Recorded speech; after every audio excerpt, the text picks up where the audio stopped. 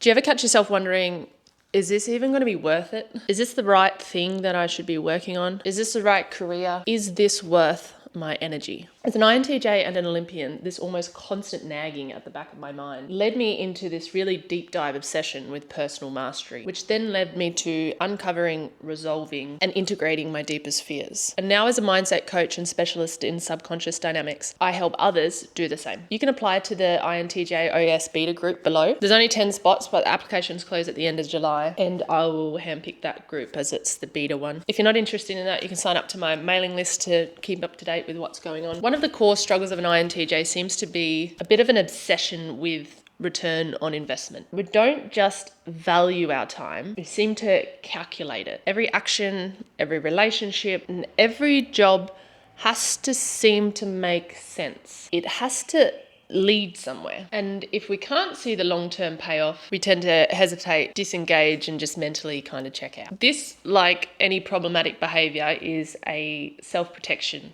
mechanism, because underneath that reasoning is actually a bit of a subconscious fear. What if I invest everything and it doesn't work? We tend to be, or at least I do, all or nothing. I'm doing this or I'm not doing this. And I tend to take a long time to work that out. Have you ever heard the story of the man meditating in his boat? So a man who loved solitude and peace, he took his boat out into a quiet lake. He really wanted to meditate in stillness, undisturbed by any noise of others. As he floated alone, his eyes were closed, deep in reflection, another boat crashed into his. Instantly, he flew into a rage, yelling out, demanding to know who had ruined his quiet. But to his surprise, when he opened his eyes, he saw that the boat was empty, adrift, carried by the current. And in that moment, he understood. The anger was his. It was not caused by any other person, but by himself. Most of the things that we react to in life are not personal. It's not about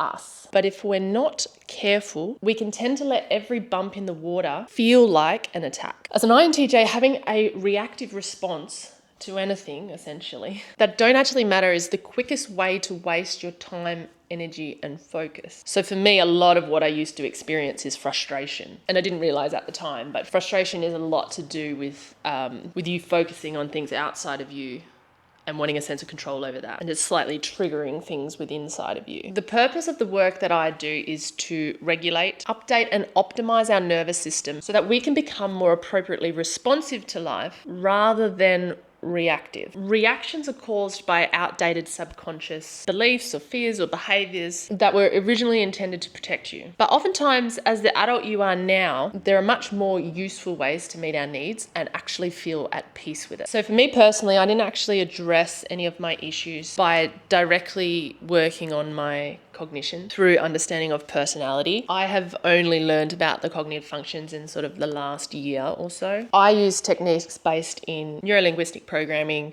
hypnotherapy, neuroscience, and modern psychology. But in hindsight, if we look at the INTJ cognitive stack, it makes sense why a lot of INTJs will experience the same types of themes and deeper fears or struggles. So if you look at the cognitive stack, introverted intuition would probably lead to some sort of fear of uncertainty. You kind of want to know that the path will work before you go ahead and take it, like in a predictive way, not in a way that's like, I want to do the same shit on a different day for the next 50 years, not in that way, but a sense of certainty and sort of like, I don't want to move until I've kind of worked out if it makes sense. And then that fear is like, is it going to be worth it? I just want it to be worth it because I can deal with the grind and everything that I need to do, but I don't want to make my life miserable in the big picture sense by pursuing this thing. So sometimes that can lead to a paralysis by analysis type scenario. The extroverted thinking is sort of fears, some sort of variation of fears of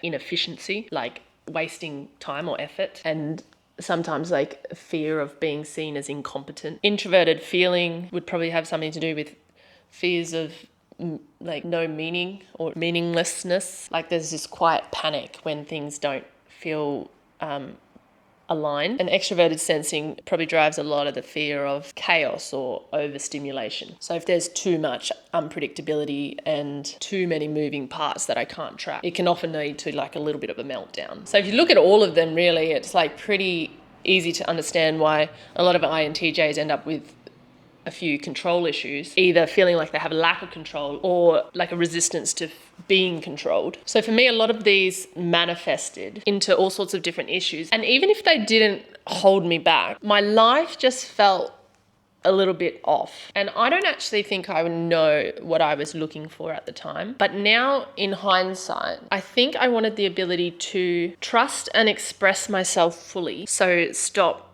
overthinking so much about everything, and a sense of inner peace. I wanted to show up as me, quirks and all, and still go after big things, but actually enjoy that. Since working professionally with subconscious change, I've uncovered and resolved fears in myself I could never really consciously recognize before. So things like the fear of getting it wrong, and anxiety under pressure, fear of looking stupid or misunderstood. I used to over-explain everything and I tried to make sure that people got my intentions.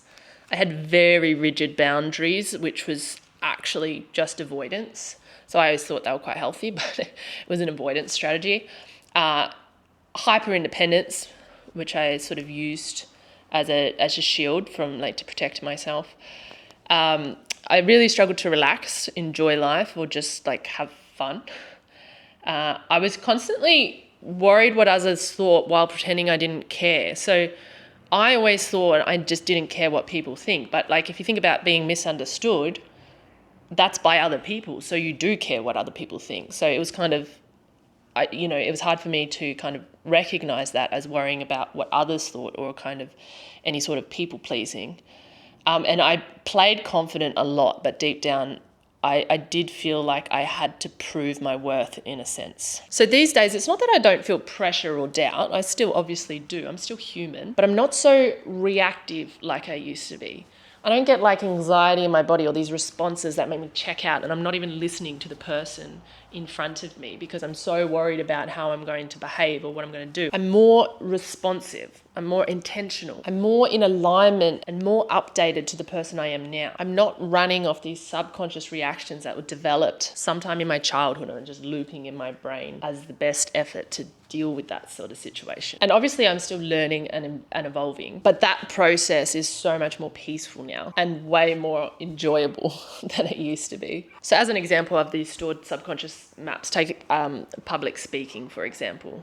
Most people who have an issue with it, if you ask them, they're like, oh, there was this one time when I was younger and I tried to speak. It doesn't have to be, on a stage or anything, but maybe in front of people. They just tried some version of it and it was just a bad experience. They're like, it's awful. And so they're just going, nah, never again, not doing it. So number one, you can't get good at anything you don't practice. But number two, that's just your brain trying to keep you safe. Your whole operating system is just constructed with all of these beliefs and experiences that is just this catalogue of subjective experiences of your life for your brain to reference. And it just uses that reference system to do the best it can to navigate the world safely. Sometimes it just keeps referencing strategies that are pretty poor minimum viable products. Because you know what? You're not dead. And from an evolutionary perspective, your brain's like, yay, good job. So what I've learned is high performance isn't about control. It is about capacity. And the more that I've worked on what's going on inside of me, the more capable I become at handling the outside. Most of what we react to in life is not about us. We get frustrated by people, systems, or situations that might bump into us. But if we looked a little bit closer, would see it's just an empty boat. No personal intent, no enemy, just life drifting past. And how we respond is our responsibility. As a general rule, that's not to say that there are not assholes in the world, but as a general rule. I'm offering 10 exclusive spots for INTJ women who want to operate optimally. Men, you're welcome to apply, but I will consider a men's group depending on the applications, so no guarantees. This would be the OG group and the foundation of the system that I'm building. That will be sort of specifically designed for high achieving INTJs who actually want to run life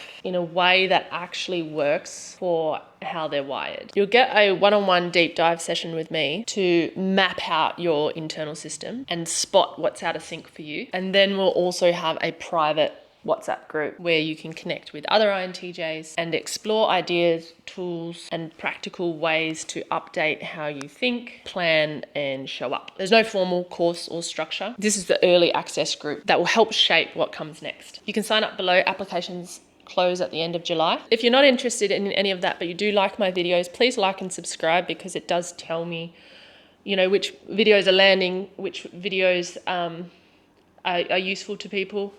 If you want to comment. I never used to comment, like, or subscribe, so I get it, but it does help me know the direction of what to go and if you guys are finding it useful. So I'll catch you in the next video.